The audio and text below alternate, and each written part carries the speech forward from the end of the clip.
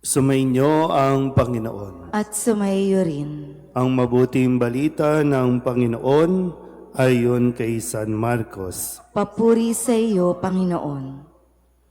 Noong panahong iyon, sinabi ni Jesus sa mga tao, ang paghahari ng Diyos ay maitutulad sa isang naghahasik ng binhi sa kanyang bukid. Pagkatapos na iyon, magpapatuloy siya sa kanyang pang-araw-araw na gawain. Tutubo at lalago ang binhi nang hindi niya nalalaman kung paano. Ang lupa'y siyang nagpapasibol at nagpapabunga sa mga pananim. Usbong muna, saka uhay na pagkatapos ay mahihitig sa mga butil.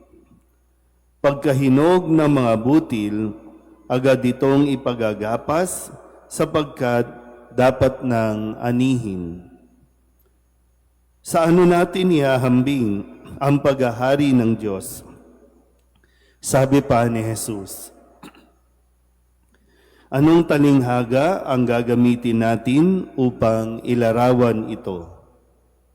Tulad ito ng butil ng mustasa na siyang pinakamaliit sa lahat ng binhi.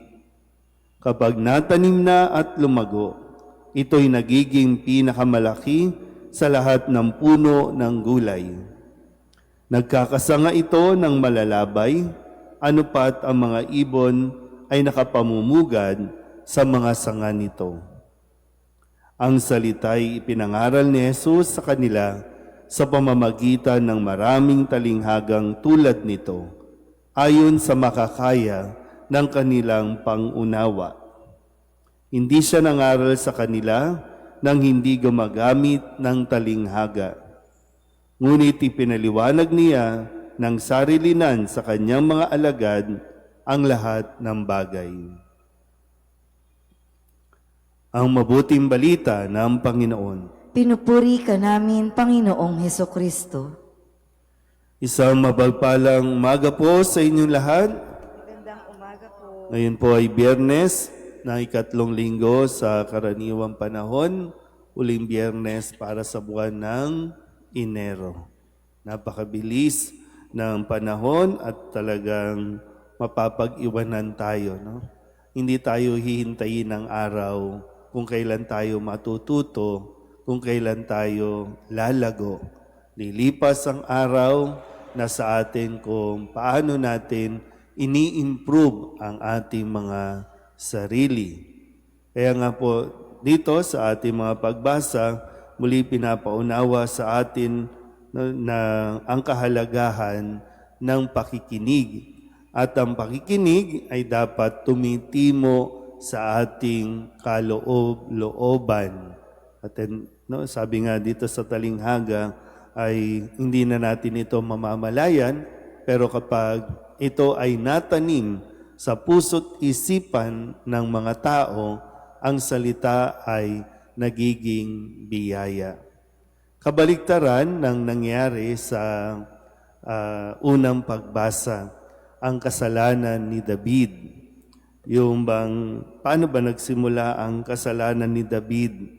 Na nitong mga nakalipas na araw, naririnig natin kung gaano siya naging tapat sa pagsunod sa kalooban ng Diyos at kung paano rin naman siyang pinupuri at pinararangalan ng Panginoon.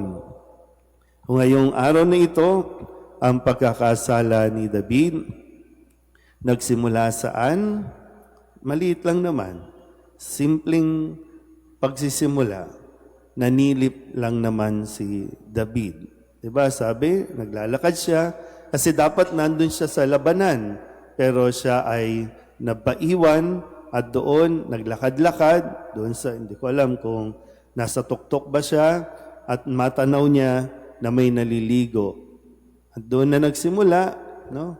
Sinilipan, pinatawag, sinipingan, nabuntis.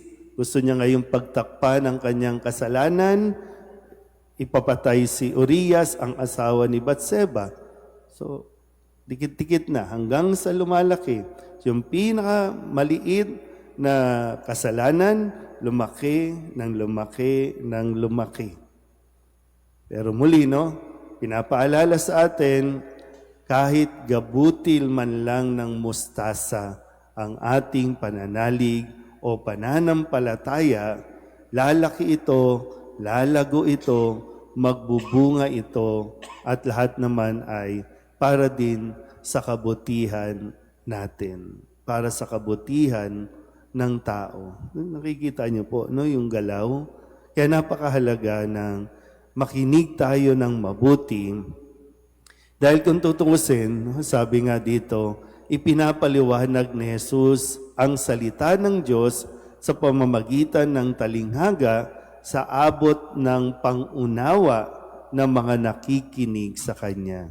Hindi para bang ang salita ay bahala kang unawain. Ang salita, bahala kang abutin. Pero ang salita ang bumababa para maunawaan ng bawat isa sa atin. So, depende, no? Depende nga rin sa ating pagtanggap, sa ating pag-unawa. Pero hindi kinakailangan biglaan, hindi kinakailangan ingrande para lamang tayo makatanggap ng biyaya ng Diyos. At tandaan natin mabuti, ha? Ang salita ng Diyos ay isang biyaya na ibinibigay ng Diyos araw-araw, pansin mo man o hindi. Kaya nagpapatuloy ang araw, lilipas ang araw, buwan at taon.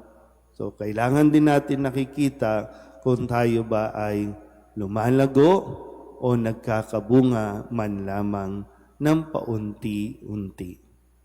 Amen?